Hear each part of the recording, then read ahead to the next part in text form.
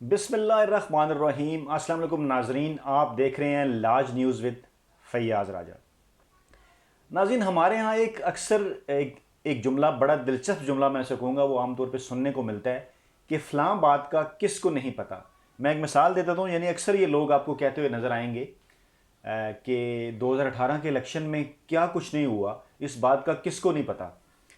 लेकिन कभी भी आपके सामने वो इस किस्म की कोई चीज़ नहीं रखेंगे। जब आप उनसे पूछेंगे कि भाई क्या हुआ, बताइए तो सही, कोई कंपैरेटिव एनालिसिस किसी पिछले इलेक्शन के साथ क्या हुआ। लेकिन वही हमारा, क्योंकि मीडिया का भी यही मिजाज है, अखबारात का भी अल्लाह माफ़ करे मैयार इस कदर गिर चुका है। टीवी चैनल्स के ऊपर भी जो प्रोग्राम होते हैं वो लोग वैसे ही वहाँ पे बगैर किसी रिसर्च के बैठे बात कर रहे होते हैं। तो अमूमन इस किस्म के जुमले सुनने में मिलते हैं कि क्या नहीं हुआ। एक बात है जो मैं अक्सर दोस्तों को कहता होता हूँ कि वो किसी ने कहा था कि perception is always stronger then reality, कि तासुर जो होता है वो हमेशा हकीकत से कहीं ज़्यादा गहरा होता है। और किसी भी चीज़ के मतलब कोई एक ऐसा तासुर बना दिया जाता है कि फिर चाहे जितनी मर्जी आप कोशिश कर लें, जितने मर्जी आप वीलॉग्स कर लें, जितने मर्जी आप प्रोग्राम्स कर लें, आप तहरीरें लिख लें कि नहीं भाई हकीकत ये है, लोग उसको मानने के लिए तैयार नहीं होते। ये एक नफसियाती बीमारी भी है, ये एक मसला भी है आज के दौर का, जिसे हम पोस्ट ट्रुथ एरा कहते हैं। और इस बीमारी को या इस मिजाज को या ये जो लोगों का रवैया है, इसको कन्फर्मेशन बाइस कहा जाता है। कन्फर्मेशन बाइस का नाज़रीन ये मतलब है कि आप कुछ बिलीफ्स बना लेते हैं, आपके के कुछ नज़रियात बन जाते हैं, आप कुछ चीज़ों के ऊपर यकीन कर लेते हैं और फिर आप हमेशा वही सुनना चाहते हैं। ऐसी ही कोई बात, ऐसा ही कोई तज्जिया, ऐसा ही कोई प्रोग्राम, ऐसा ही कोई कॉलम पढ़ना चाहते हैं जो आपके उन बिलीफ्स को, जो आपके उन नज़रियात को सपोर्ट करे। ये बात अगरचे बड़ी ख़तरनाक है, लेकिन खैर पाकिस्तानी सोसाइटी में ये तेज़ी से जो है वो बड़ी फैलती जा रही है।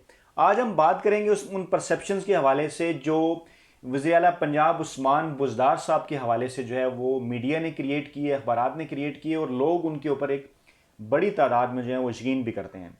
वो परसेप्शन क्या है?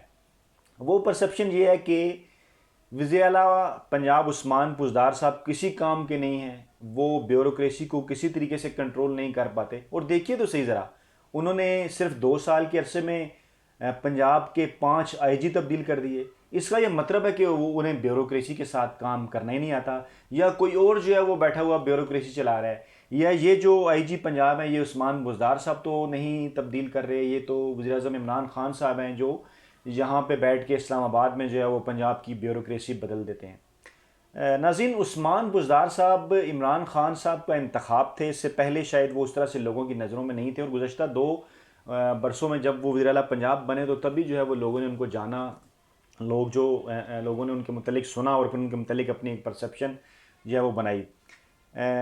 साबिक वज़ीर-ए-आला पंजाब और मौजूदा अपोजिशन लीडर शहबाज शरीफ साहब जो है वो अपने बड़े भाई मियां नवाज शरीफ के साथ उनकी जो दूसरी गवर्नमेंट थी 1997 वाली, उसमें वो वज़ीर-ए-आला पंजाब बने थे और उन्होंने ख़ासा तजर्बा भी हासिल कर लिया, और उसके बाद उन्हें ब्यूरोक्रेसी के साथ काम करने का बड़ा तजर्बा भी हो गया। अभी भी वो ब्यूरोक्रेसी के कई हलकों के अंदर, मीडिया के हलकों के अंदर बड़े मकबूल हैं कि क्या बात है जी, क्या उनकी मैनेजमेंट है, क्या उनकी इंतज़ामिया है, किस तरीके से जो है वो ब्यूरोक्रेसी को चलाते हैं, किस तरीके से जो है उनसे काम लेते हैं। तो मैंने ये सोचा कि क्यों ना एक कंपैरेटिव एनालिसिस कर लिया जाए उस वज़ीर-ए-आला पंजाब का जो कि अपने भाई के साथ रहते हुए एक तजर्बा हासिल कर चुका था, और उस वज़ीर-ए-आला पंजाब का कि जो कि बिल्कुल अभी नया आया है, जिसको 2 साल हुए हैं और लोग कहते हैं इमरान खान साहब सामने लेके आए हैं। तो सिर्फ एक चीज़ आज नाज़रीन हम आपके सामने रखते हैं, बाकी चीज़ें भी इंशाल्लाह ताला मौका मिलेगा तो वो कंपैरेटिव एनालिसिस, क्योंकि मेरा फेवरेट सब्जेक्ट है, तो मैं ये चीज़ें आपके सामने रखता रहूँगा। मुझे पता है मेरे बहुत से जानने वाले, मेरे बहुत से अजीज़, मेरे बहुत से दोस्त वो इन चीज़ों को शायद उस तरह से हज़म नहीं भी कर पा रहे, लेकिन बात यह है कि मैं इंशाल्लाह कोशिश करूँगा कि आपके सामने जो है वो एक हकीकत रखूँ। उसके बाद आपने जो है इस बात का फ़ैसला करना है, और आपके कमेंट से मुझे अंदाज़ा हो रहा है कि माशाल्लाह आपको कितनी जो है वो ये वीडियोज़ जो हैं वो पसंद आ रही हैं, और आपका फ़ीडबैक मुझे यकीनन ये बताता रहता है।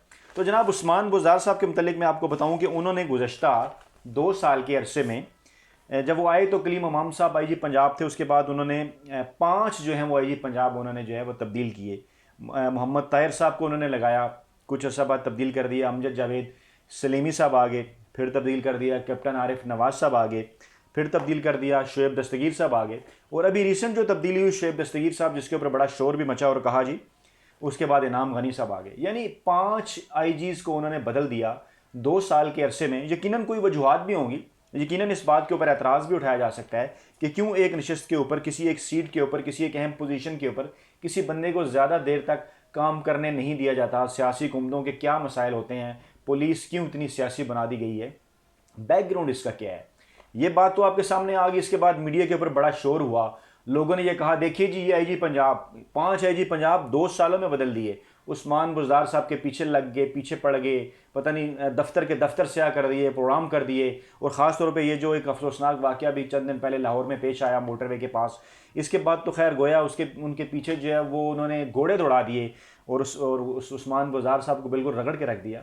मैं आपके सामने रखता हूँ तजर्बाकार वज़ीर आला शहबाज शरीफ साहब के 2008 से लेके 2013 तक जो उनका 5 साल का अरसा था, भाई के साथ तजर्बा हासिल कर लेने के बाद जब वो दूसरी दफ़ा वज़ीर आला पंजाब बने 2008 से 2013 के दरमियान, जब मरकज़ में पाकिस्तान पीपल्स पार्टी की हुकूमत थी, तो प्यारे नाज़रीन आपको पता है शहबाज शरीफ साहब ने उन 5 बरसों में कितने आईजी तब्दील किए?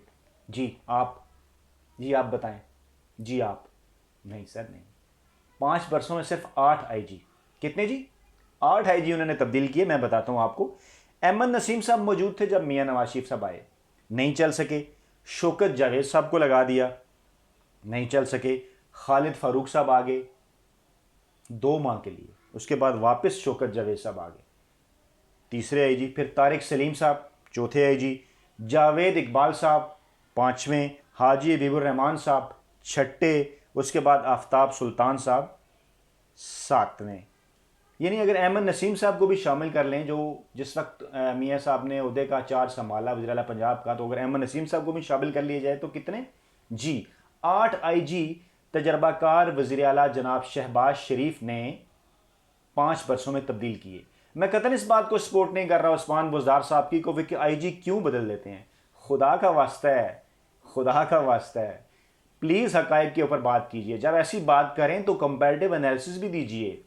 उस्मान बुज़दार साहब के ऊपर ज़रूर तनकीद कीजिए।